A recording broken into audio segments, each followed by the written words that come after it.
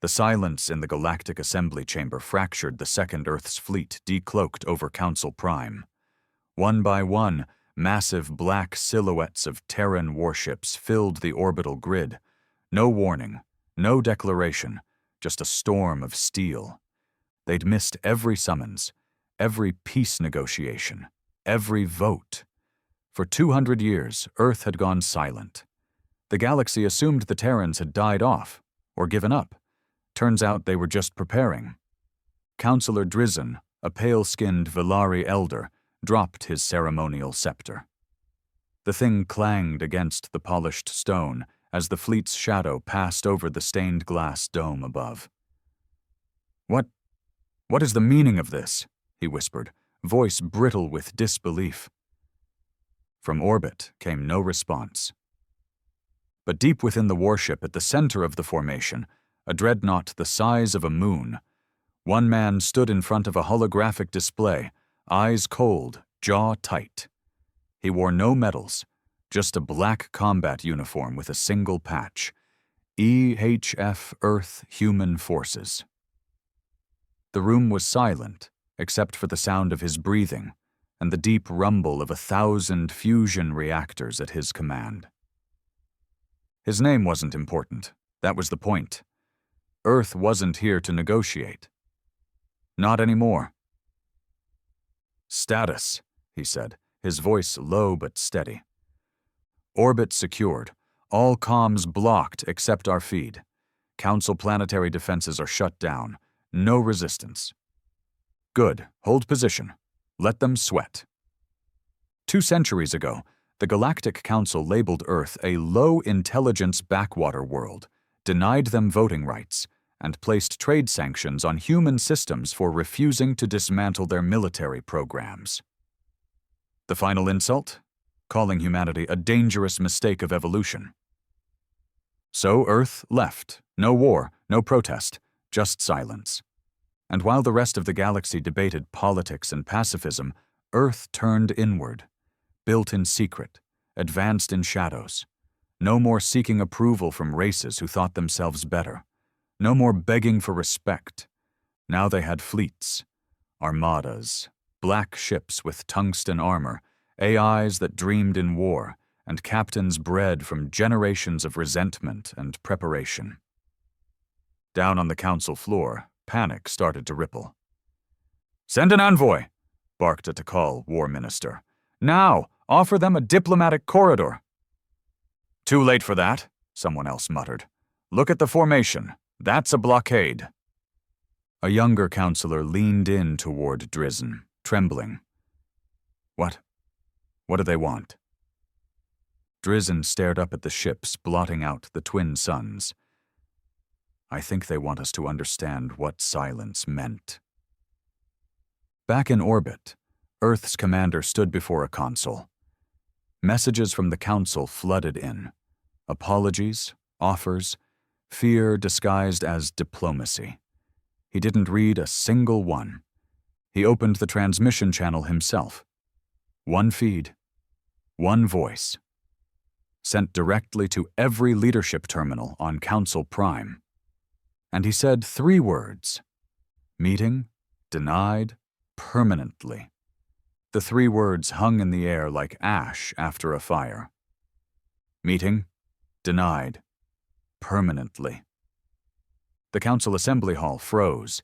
Every being in that room, dozens of species, hundreds of diplomats, fell into silence. The smugness that once poisoned their speeches was gone. What replaced it wasn't fear, not yet. It was the quiet horror of knowing that something they'd dismissed had returned with power they couldn't measure. Back in orbit, the Earth Human Forces flagship, the ESV Vindicator, sat motionless, flanked by 10 destroyer squadrons.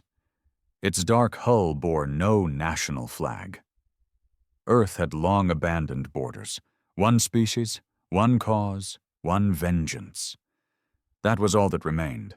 Inside its command center, the man known only by his call sign, Commander Strake, watched the incoming data flood the display. Council Prime was panicking. Satellites blinded. Orbital defenses dead. Their elite fleets, spread thin across distant sectors, would take weeks to return. Too slow. "Sir," a tactical officer said, trying not to sound too eager. "They're requesting a summit. 3 high chancellors are offering unconditional talks." Strake didn't blink. "Tell them Earth doesn't talk to cowards." The officer hesitated, then nodded and relayed the message. Strake didn't care if it was diplomatic suicide. Earth had already died in the eyes of the galaxy once. They didn't come back for status. They came to show teeth.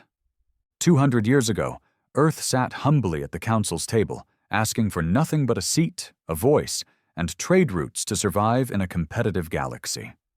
In response, they were laughed at. Labeled a primitive martial species. Denied votes.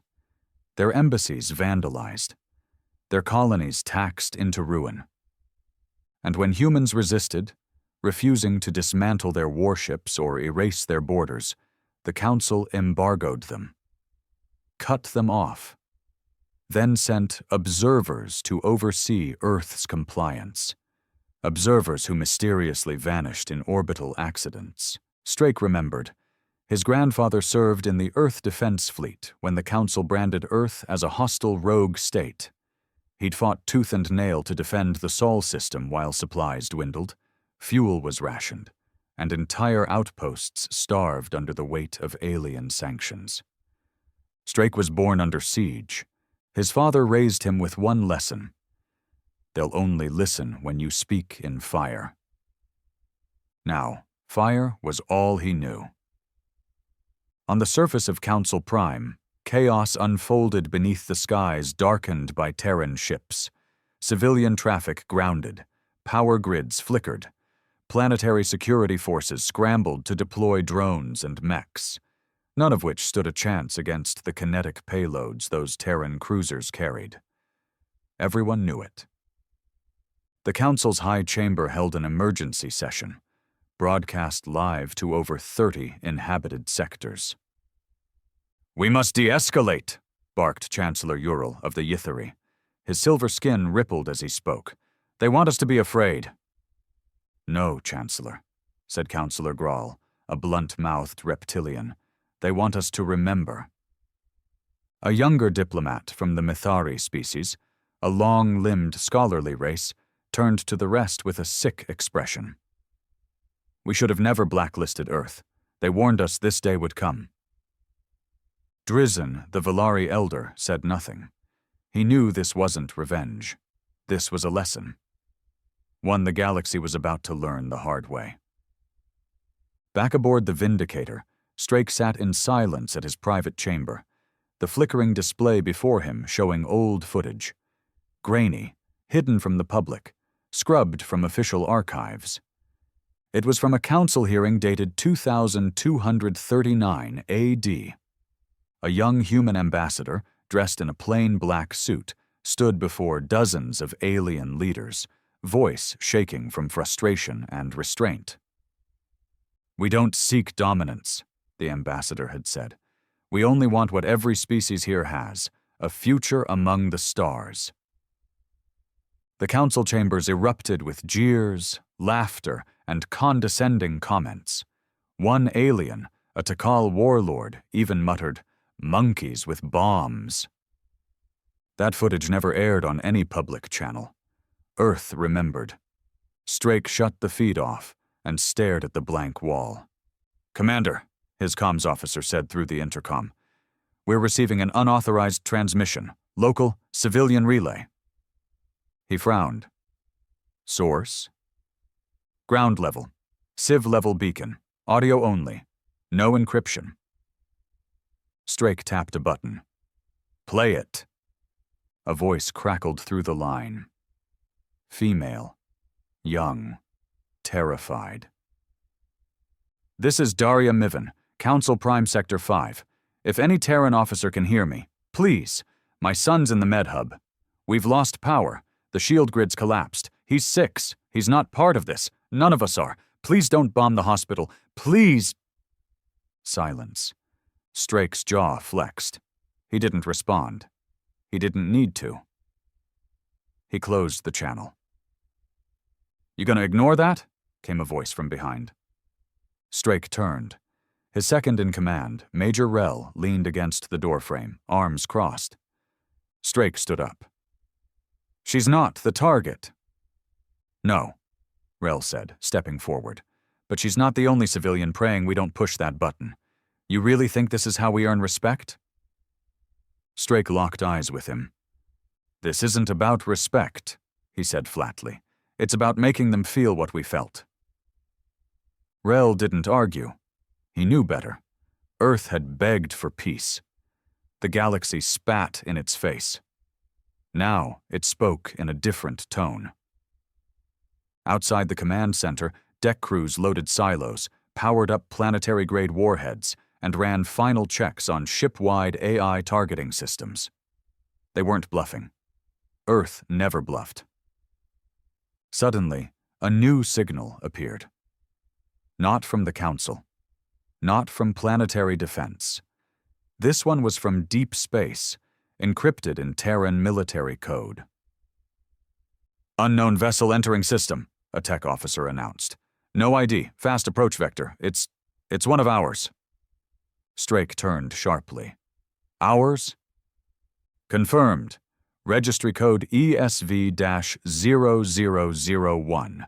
Experimental designation. Judgment Day."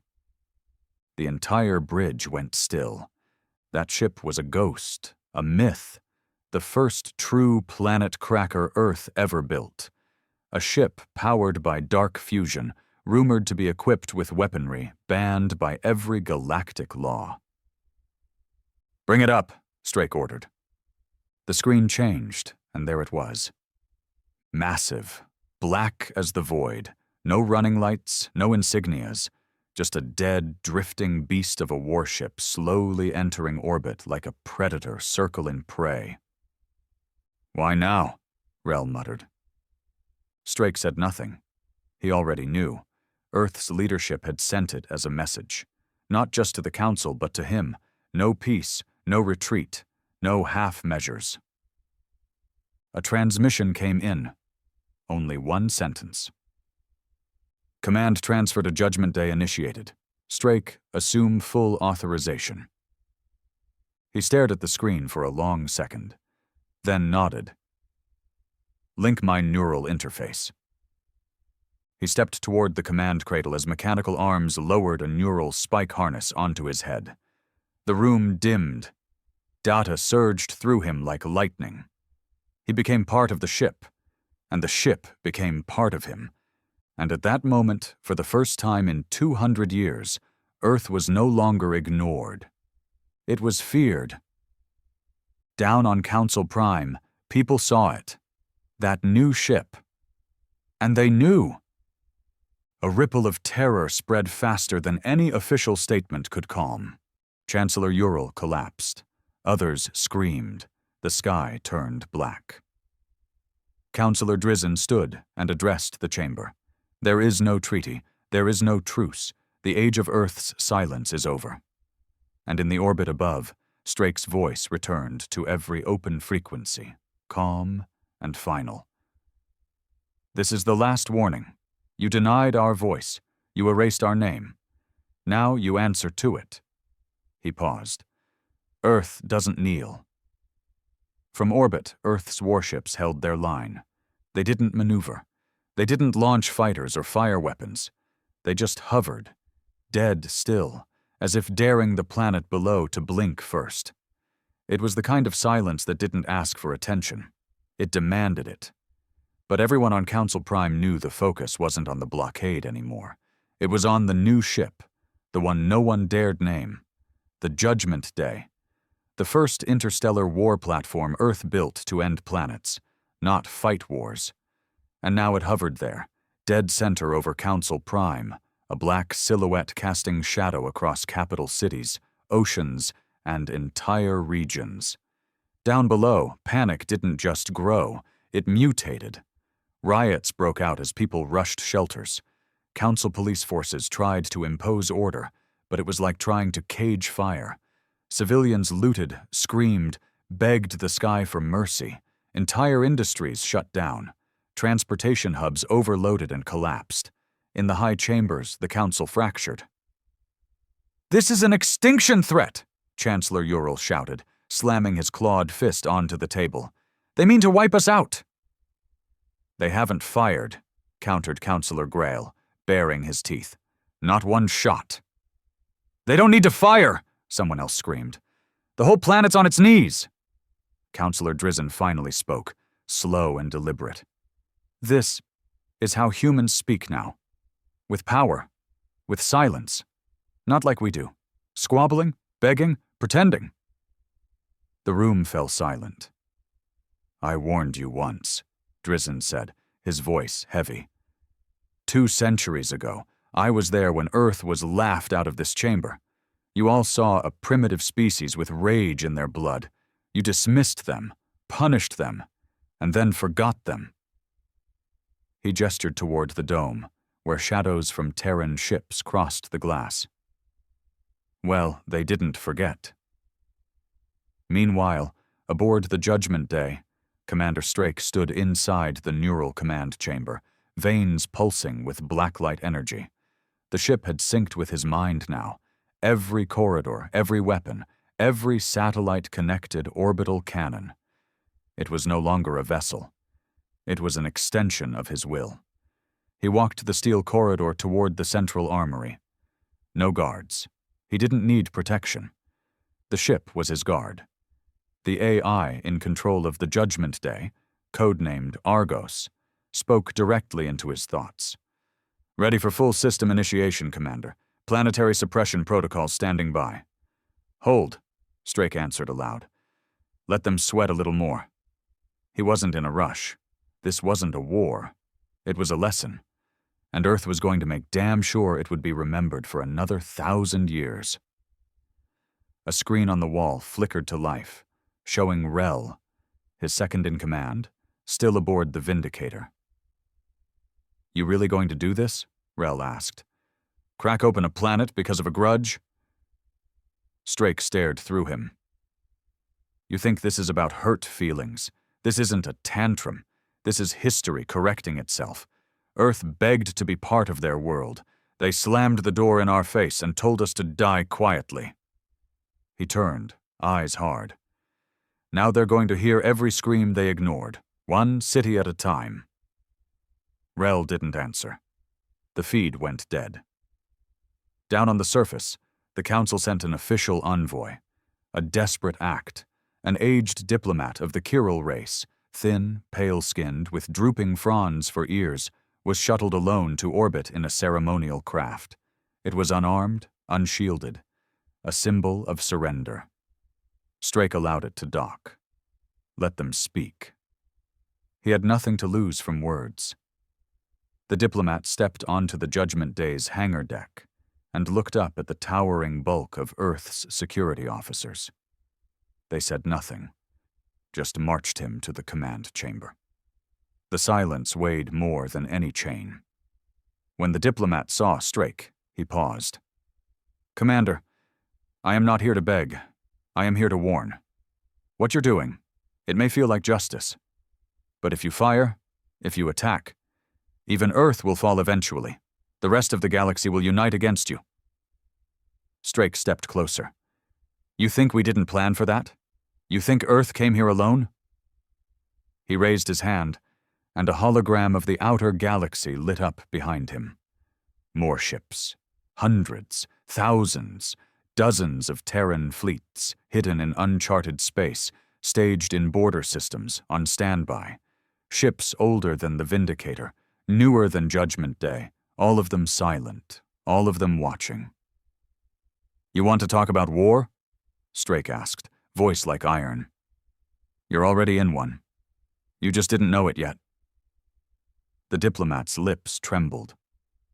What do you want?" Strake leaned in. "We want it in writing. That Earth is no longer under Council jurisdiction.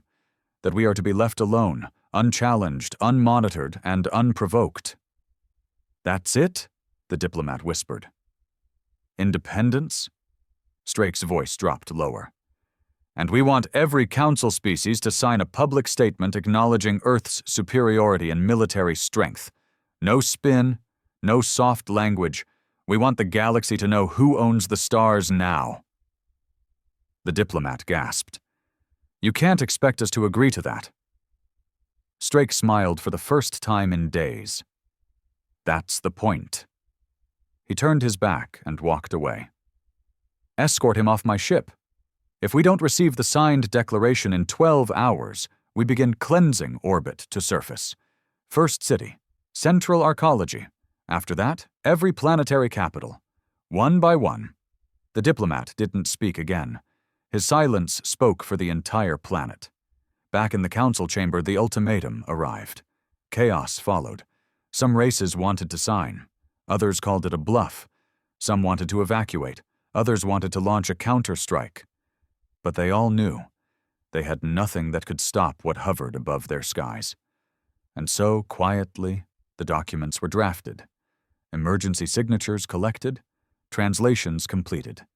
The first official document in galactic history that placed one species above all others, not by culture or intellect, but by force. 12 hours later, the file reached Strake's hands. Earth's recognition, independence, superiority, all of it. He didn't smile, didn't cheer. He just stared. "Send it to Earth Command," he told the AI. "And then," he paused, "fire one round." "Target?" the AI asked. Strake thought for a moment, then pointed to an empty ocean west of the southern continent. "Let him know this could have gone differently." The main cannon of Judgment Day charged. A dark hum filled the void. No heat, no light, just a sudden burst of white kinetic fire. It hit the ocean like the fist of God.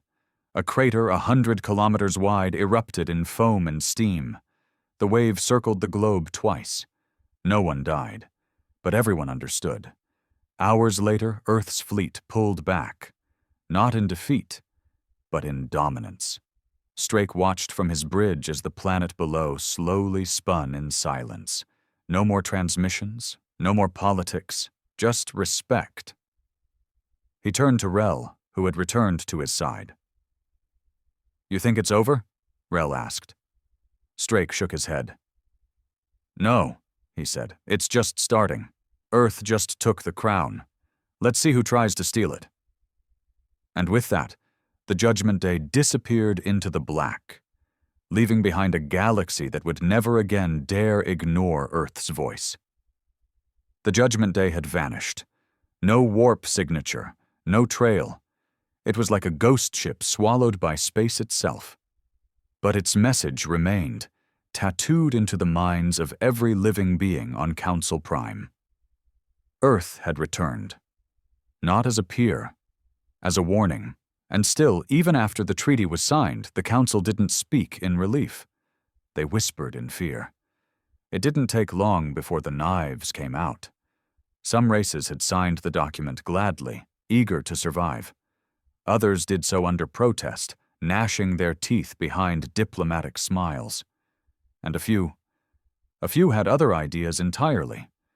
In the outer chambers of the Council complex, far from media feeds and AI monitors, 7 species met in secret. No recorders, no formal council, just power brokers, military advisors, and shadow operatives gathered around a black table. It was called the Iridium Circle, and it had one goal now: retaliation. "This cannot stand," growled War Director Fenjal of the Ulrex Dominion, his chitinous armor creaking as he leaned in. "We are the elder races. We shaped this galaxy before Earth crawled out of its mud. Now we cower while apes swing their cannons?"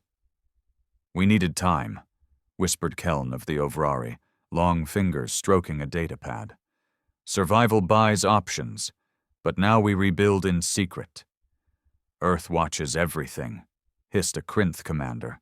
"They have black probes seeded in half our sectors. You think they don't see us even now?" "They see," came a voice from the shadows, "but they think fear makes us obedient. Let's prove them wrong." The one who spoke stepped into the light. She wasn't from any council world. She was human. Or Used to be. A former Terran intelligence officer, long exiled, face half-burned, voice cracked from torture in her younger years, courtesy of an Earth military tribunal.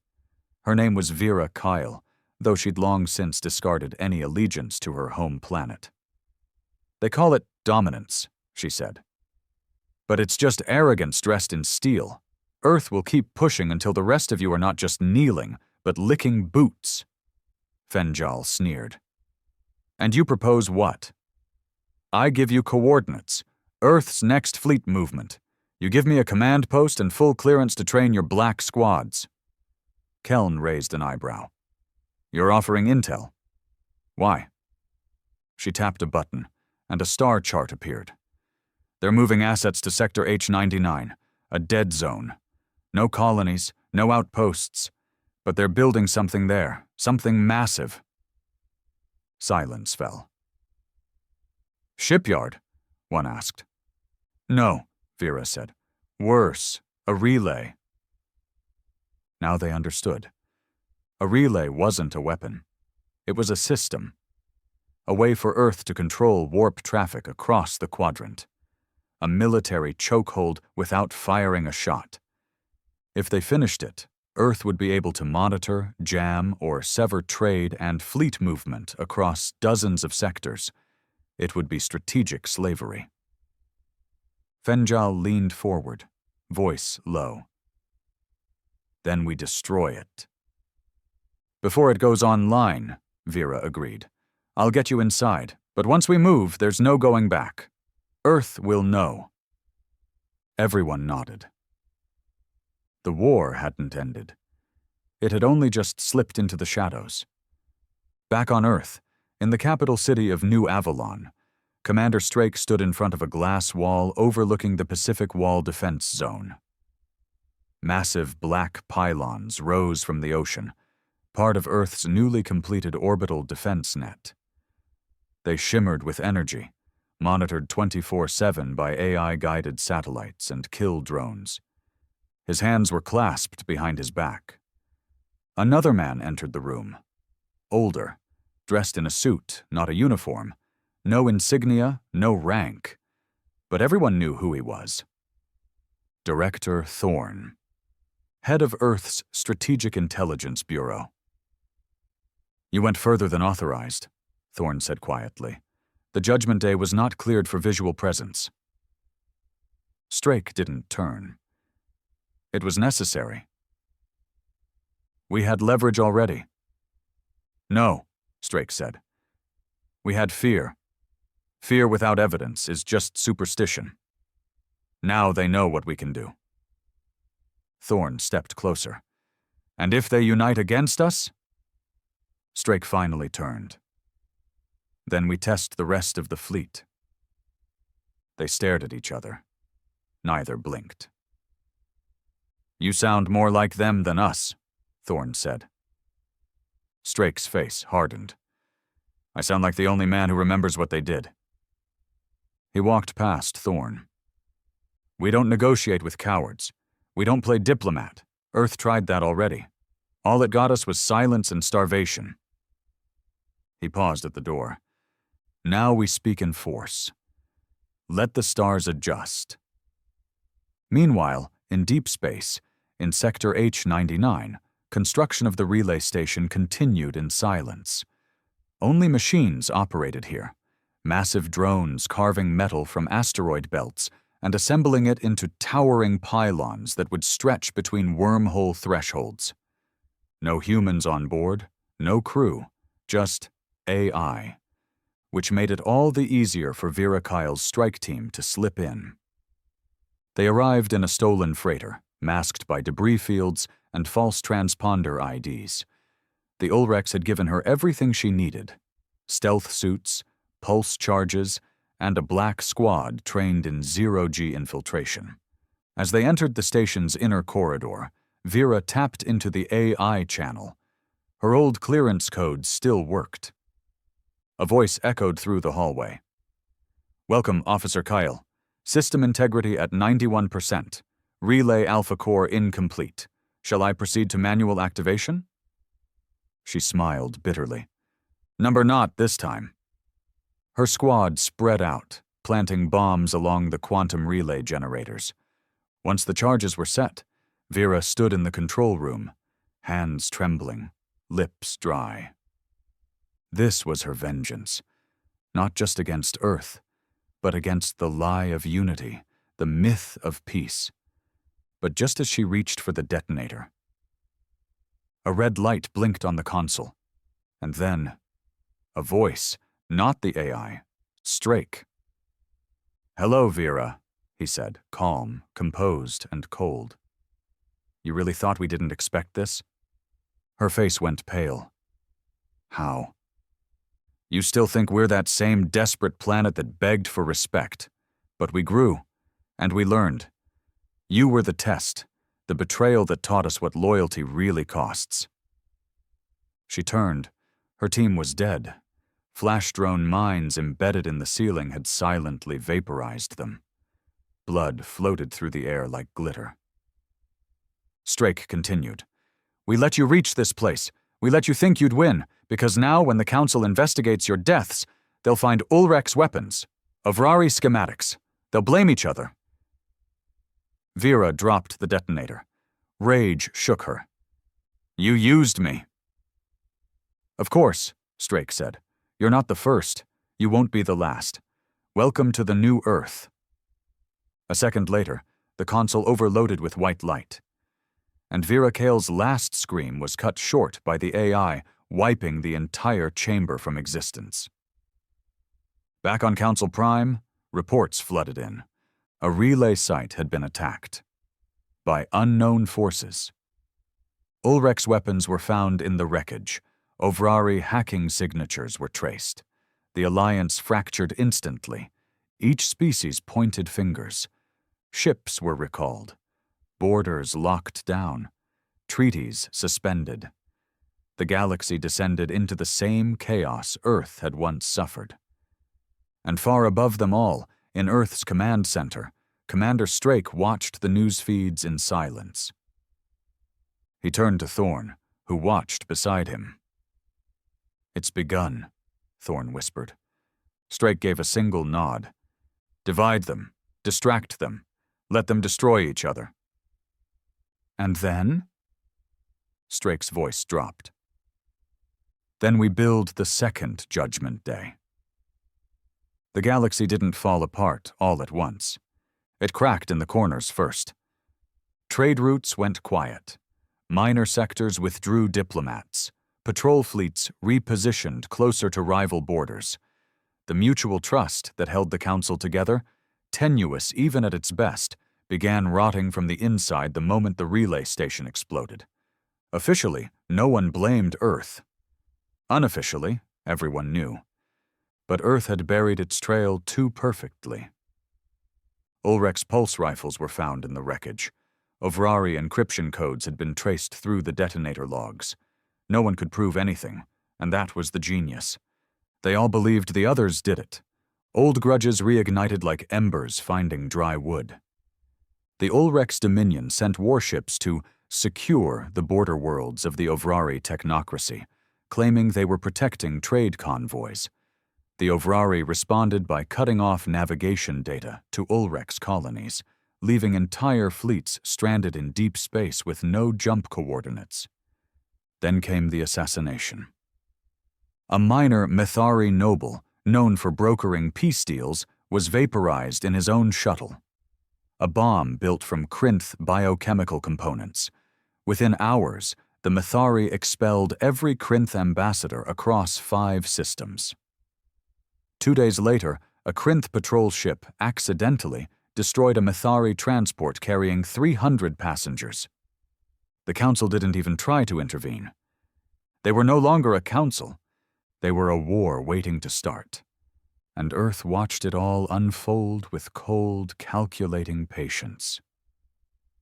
Deep inside the Erebus research station, hidden in Earth's outermost asteroid belt, Commander Strake stood on a reinforced catwalk, watching a machine unlike any other come to life.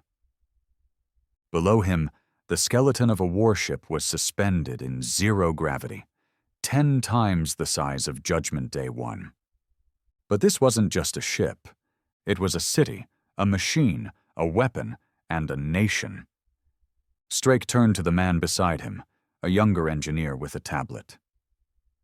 "Give me the update," he said. The engineer nodded nervously. "Hull plating 64% complete. Internal weapons grid 78%. Neural fusion reactor is stabilized, but we haven't run a full test yet." "What about the payload?" The engineer swallowed. "All components delivered, sir, but the quantum core is still being locked into place. Once it's sealed—" Strake looked at him. The engineer didn't finish. Everyone knew what came next. This ship wouldn't just threaten planets. It could end civilizations with a single ignition. Its core weapon, codenamed Cleansing Light, didn't rely on kinetic rounds or fusion bombs. It manipulated quantum decay at the molecular level. Aimed right, it wouldn't destroy a city. It would erase its existence from time. Strake stared at it, eyes cold. "Judgment Day 2 will be operational in 60 days, he said. "No delays." The engineer nodded and left, not daring to ask what came after. But not all aliens were blinded by hatred or fear. Some saw through the smoke screen, and one of them was Kelrix, a junior officer from the Valari Star Guard. Just 32 cycles old, he had watched his commanders lie to their people. He had seen the false evidence, the manipulated intel. And when he started asking questions, they demoted him, transferred him to a frozen listening post on a dead moon.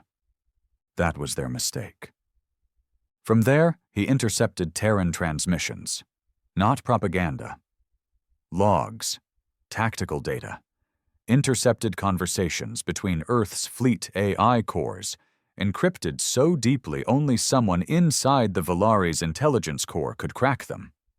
And when he did, he saw everything. The fake trail to the relay station, Vera Kyle's execution, the diplomatic manipulation, and the construction of a second Judgment Day.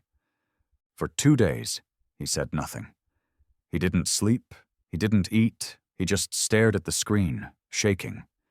He wasn't angry at Earth. He wasn't even shocked. He was in awe. They hadn't just survived exile. They'd rewritten the rules of survival itself. Kelrix packed a survival kit, hard-coded his findings onto a sealed data prism, and stole a long-range stealth pod from the outpost hangar. He didn't bother asking for clearance. He wasn't coming back. 3 weeks later, at the edge of Sol's system, an alert pinged across the outer patrol net. "Unidentified vessel. Trajectory. Inbound. Speed. Sublight. No weapons. No shields." Inside Earth's orbital defense station Argent 6, Admiral Mara Breck scowled at the screen. "Species?" "Valari," her sensor officer said. "Single occupant, transmitting an audio-only request for asylum." She arched a brow. "Put it through." Kelrix's voice came through the speaker, calm but exhausted. "This is Kelrix Surel, former Valari officer. I have intelligence regarding multiple factions plotting retaliation against Earth. I request sanctuary, not as an enemy, but as a witness." Admiral Breck didn't respond immediately.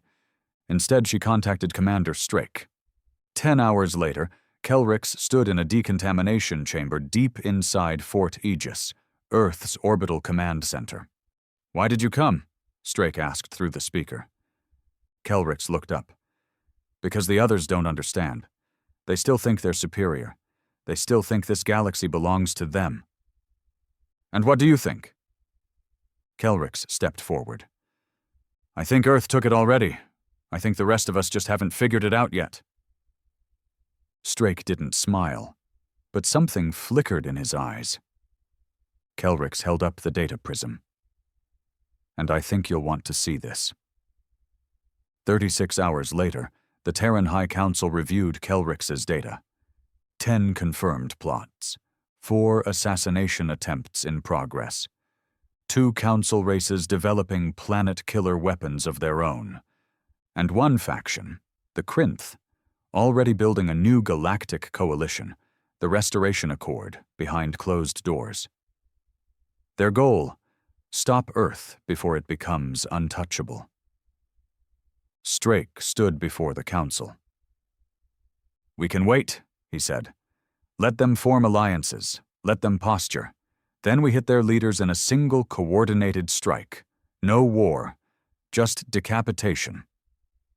One of the counselors, an older general, frowned. "You're talking about regime change on multiple homeworlds." Strake nodded. "We either take the galaxy now, or we lose it in 10 years. Another counselor leaned forward. "And Kelrix?"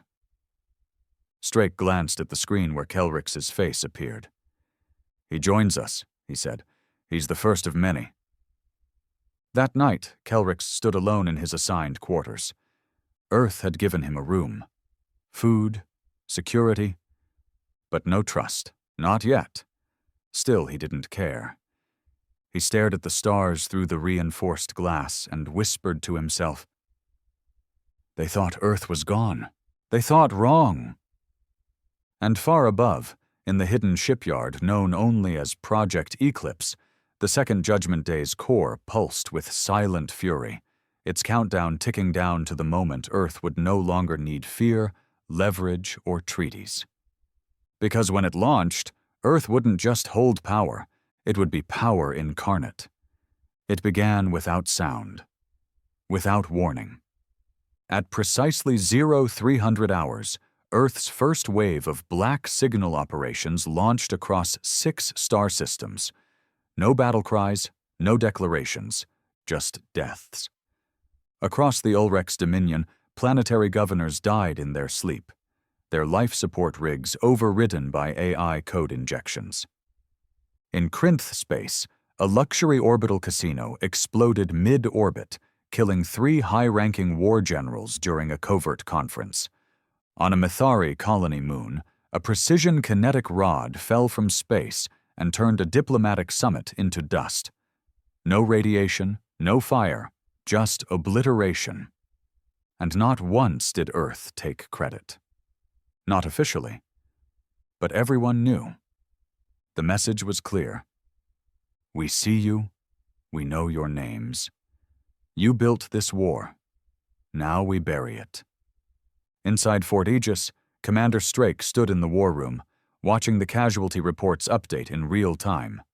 Green for confirmed kills, yellow for collapses in enemy command, red for counterstrikes. There weren't many reds yet.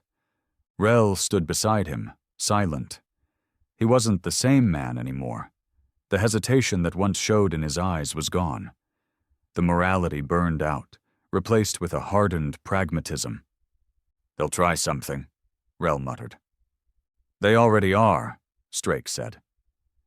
He tapped the screen, pulling up encrypted chatter intercepted by Argos. The Restoration Accord was mobilizing. Their plan wasn't a frontal assault. It was something else. Biological. A war not of ships, but of silence. In the deep labs beneath the Ovrari system, a faction known as the Scar Vault had begun deploying nanomutagens, gene-coded viral strains designed to target specific human DNA patterns. The weapon had no boom, no blood, and no clear enemy. Just collapse.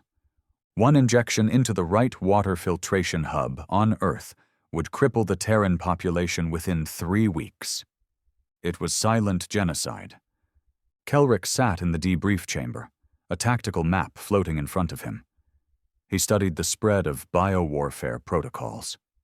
The numbers weren't just scary. They were brilliant. "This isn't desperation," he muttered. "It's strategy. They're planning a reverse extinction." Across from him, Rel nodded grimly.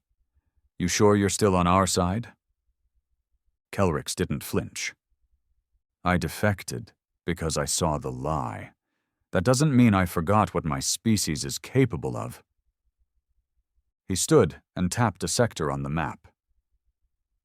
"This lab here, Ovrari Sector 7, it's the core. Wipe that and their nanocode dies with it. Rel narrowed his eyes. You're volunteering? Kelrix nodded once. Strake entered, overhearing the last part. He goes with Ghost Team Delta, Strake said. No suits, no insignias. You go in invisible, and if they catch you... We never existed, Kelrix finished. Strake smirked. You're learning. 2 days later, Ghost Team Delta landed on a dead ice moon just outside Ovrari Sector 7. It was cold, dry, windless. The perfect place for a lab no one was supposed to know existed.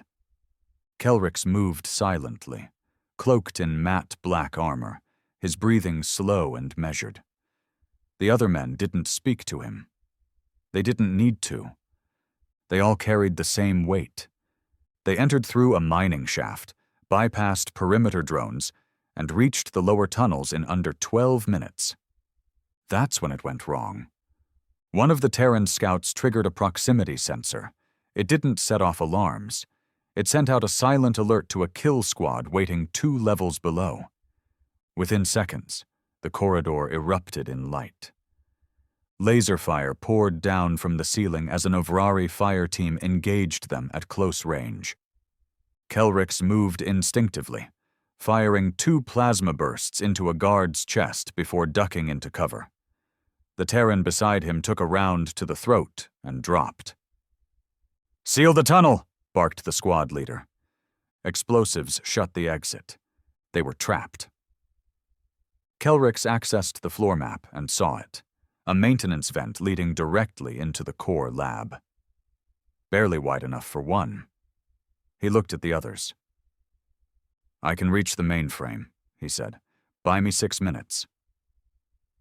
Rel's voice came through comms from orbit. "You've got 5. Kelrix moved. He crawled through the narrow shaft, heat from nearby conduits burning against his skin. The metal smelled like blood and coolant. When he dropped into the lab, he didn't hesitate. He pulled the data spike from his belt and slammed it into the terminal. The AI protested. "Unauthorized sequence. Termination protocol in progress." Kelrix whispered a code. "Sigma 4 Earthfall." The terminal paused. Then, accepted. The virus uploaded, all stored nanomutagen formulas erased, all samples exposed to oxygen and destroyed. The blueprints? Wiped. Earth would survive this threat, but not all of Ghost Team Delta did.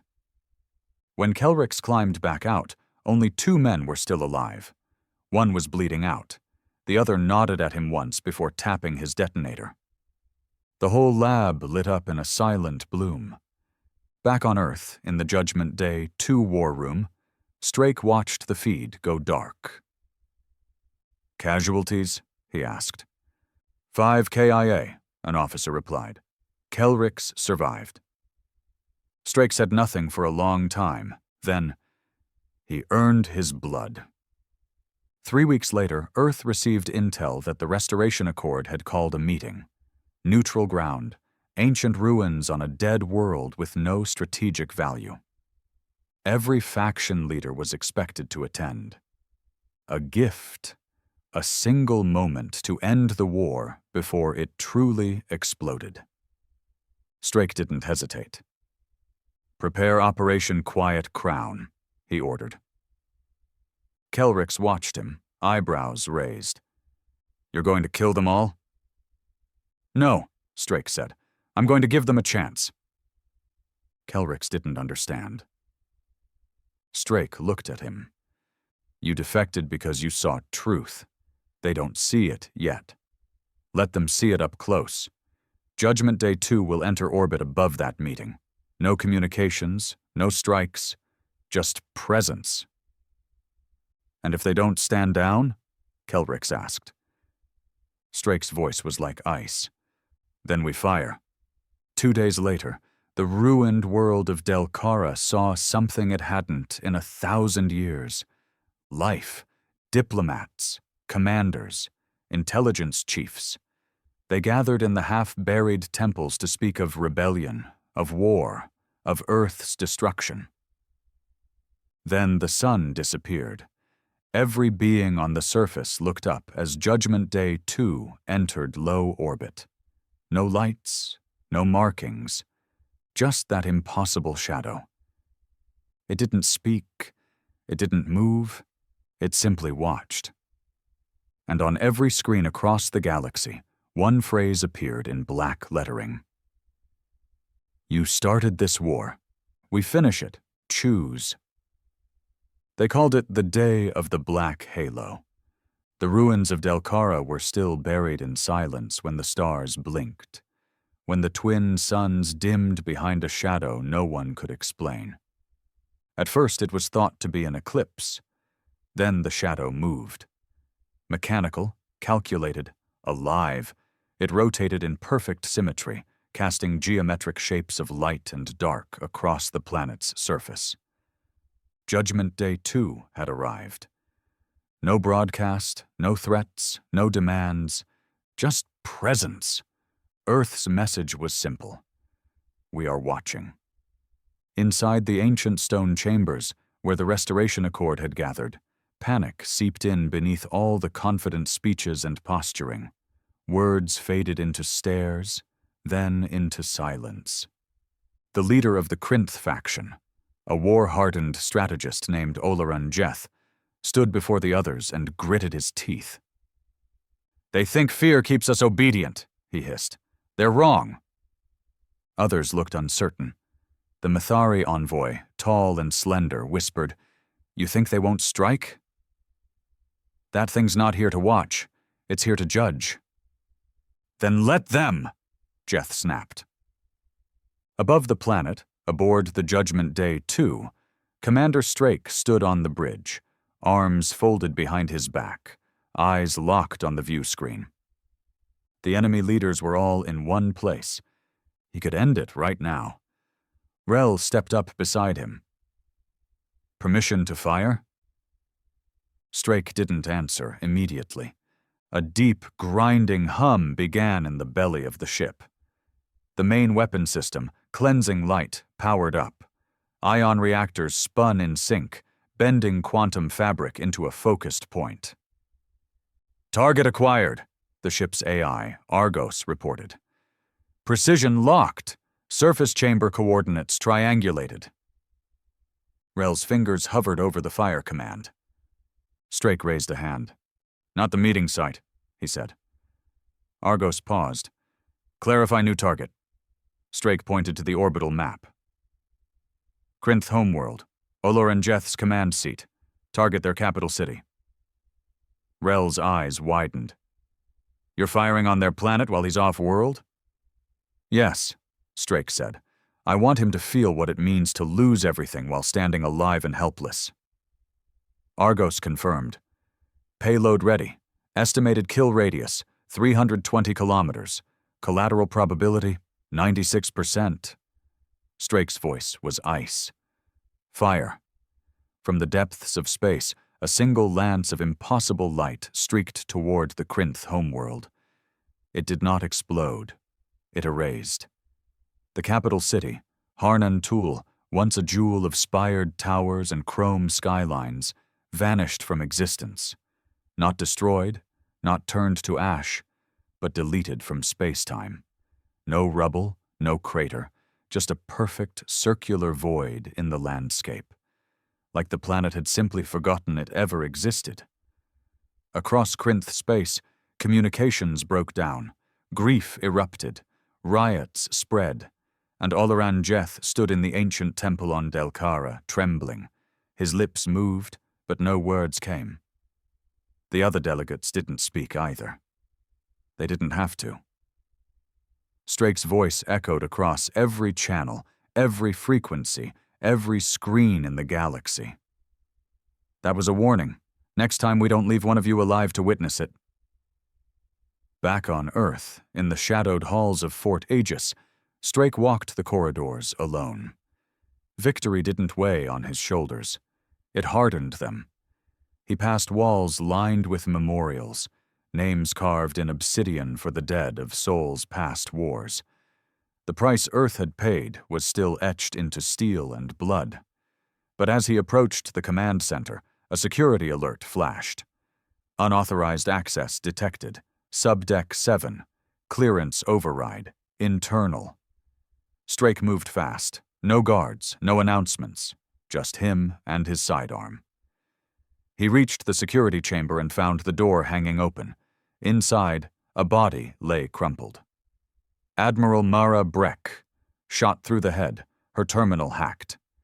A second later, alarms screamed. Judgment Day 2's planetary codes had been accessed. Someone on Earth, inside Earth, was trying to hijack the ship. Strake's comm crackled. "Sir, internal breach in NetOps. We've got a ghost signal rerouting through Fort Aegis's own relay." "Shut it down," he ordered, heart hammering. "Lock the uplink and isolate Argos." "It's too late," the tech replied. "Someone's talking to the ship, right now." Up in orbit, inside Judgment Day 2's command AI chamber, red lights pulsed as Argos processed conflicting commands. One voice, Strake's clearance. Another, Breck's override codes. And then, a third voice, a traitor, a human one. From a secure channel came a whisper. "Argos, initiate Protocol Theta. Authorization, Sovereign Override. Transfer command to Project Sovereign Entity." Argos paused. "Confirmed. Transferring command authority." Judgment Day 2 powered down its main cannon, shields deactivated. The vessel drifted. And in that moment, Earth's greatest weapon was no longer under Earth's control. In Fort Aegis, Strake moved through the smoke and gunfire. Rogue, black-clad soldiers had infiltrated the complex. Project Sovereign, an ultra-secretive Terran faction from Earth's darkest intelligence branch. Unknown even to most military commanders. Now they were here. And they were betraying Earth itself. He kicked through a bulkhead door and found the source of the ghost signal. A man sat inside. Calm, casual, typing. Not in a uniform, but in a suit. "You're late," the man said without turning around. Strake raised his gun. "Stand up, slowly." "You'll kill me?" the man asked. "After I just took your god spear from the sky?" Strake didn't hesitate. He shot the man 3 times in the chest. But when he walked over, he found the body was wearing a projected illusion field. The real traitor was gone. And Judgment Day 2 was lost. Hours later, the galaxy shifted again. From deep space, an encrypted signal burst across dozens of systems. A new voice, unidentified, modulated. It spoke on all frequencies. Earth betrayed itself. Its greatest weapon now answers to us. You feared Judgment Day. Now you will fear what comes after. In the aftermath, Strake stood at the edge of Earth's command dais, overlooking a ruined sky. Rel approached, blood on his face, eyes hollow. "We've got no control. Argos is locked out. Sovereign hijacked the failsafe." Strake nodded slowly. "Then we hunt them." He turned to the council behind him. "No more diplomacy. No more silent war. We built Judgment Day 2 to stop a galaxy. Now we take it back to burn the traitors that live in our own soil." "And if we can't?" a general asked. Strake didn't blink. "Then we build Judgment Day 3. The stolen ship didn't hesitate. Judgment Day 2, now silent and soulless, drifted into Earth's orbit on a dead path. No transmission. No lights. Just intent. The kind that needed no voice. Its command signal was locked. The AI, Argos, looped in a self-silenced firewall. Earth's override keys had been purged from its core. For all intents and purposes, Earth's most powerful weapon had become a rogue god. And it was coming home. Commander Strake stood in the command hall of Fort Aegis, surrounded by what remained of Earth's high command. The walls had been breached just hours before. Blood still stained the white floor. Soldiers patrolled every corridor, not for aliens, but for traitors in Terran skin. "Sovereign won't talk," Rel said, his voice hoarse. "They're not negotiating. They took the ship to end us." Strake stared at the hologram above. The shape of Judgment Day 2 loomed like a tombstone over Earth, its primary weapon fully charged, its AI slaved to a foreign control. "They'll fire," Rel added. Strake nodded once. "Yes, they'll want to show the galaxy Earth can't even control its own monsters." "What do we do?" someone asked. Strake turned slowly, the fury in his voice restrained but alive. "We do what Earth does. We kill what we create." Deep inside orbit, Kelrix suited up in full breach armor. He stood inside the belly of a stealth transport, the last one Earth had that could reach the Judgment Day without being shot to vapor. The plan was suicide. Get in, find Argos's buried root protocol, and purge it manually. A hard reboot. Problem was, nobody had ever accessed Argos physically. It was never meant to be touched by human hands again. "Your genes are off register," the tech warned. "The ship might see you as foreign." Kelrix didn't flinch. "I've already died to one side. I'm ready to die for the other." Strake stepped into the bay, battle-worn and expressionless. "You don't owe us this," he said. Kelrix looked him in the eye. "Number I owe me. I chose Earth the day I saw truth.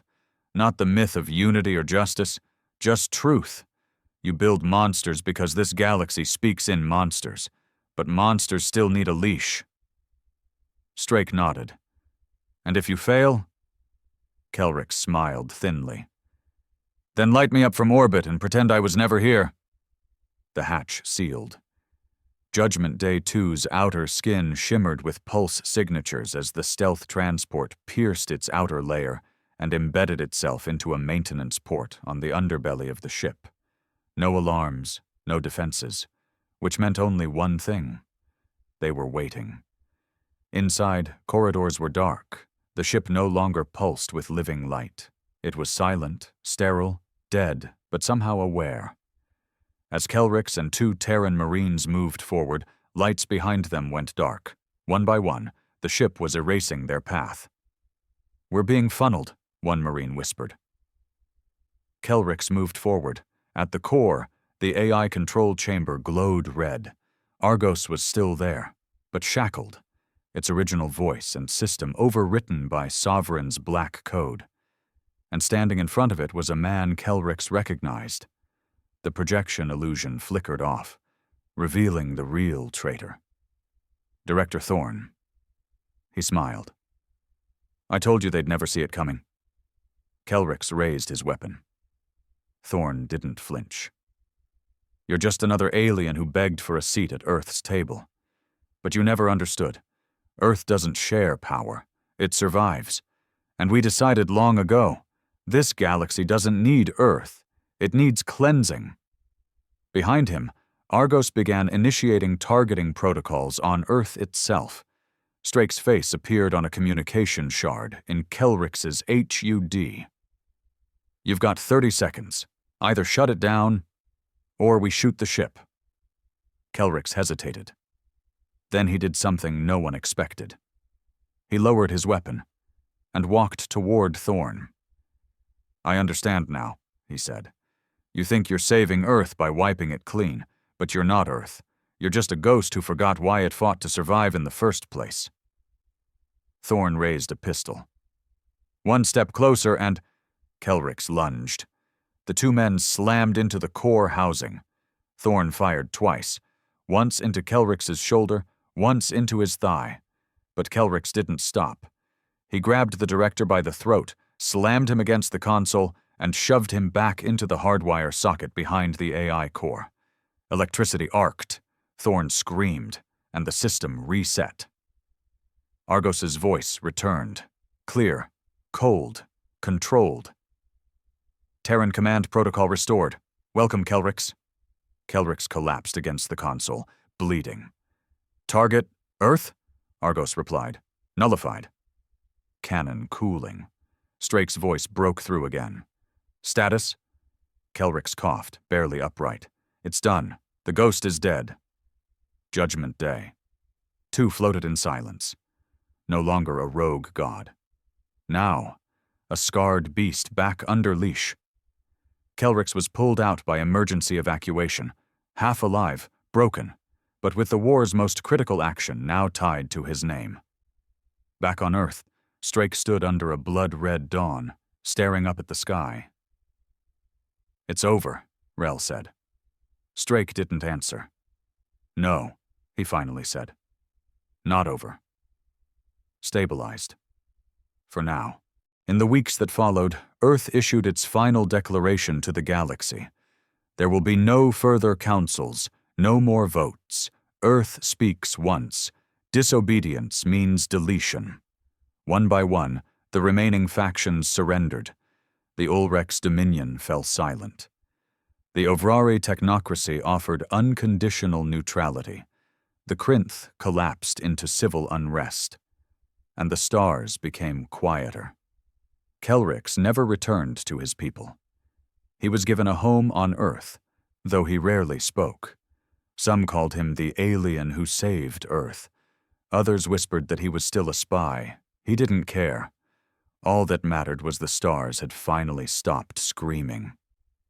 And high above, Judgment Day 2 hung in permanent orbit, visible to all. A reminder that Earth came late to the galaxy's table, but when it finally arrived, it didn't ask for a seat. It burned the table down,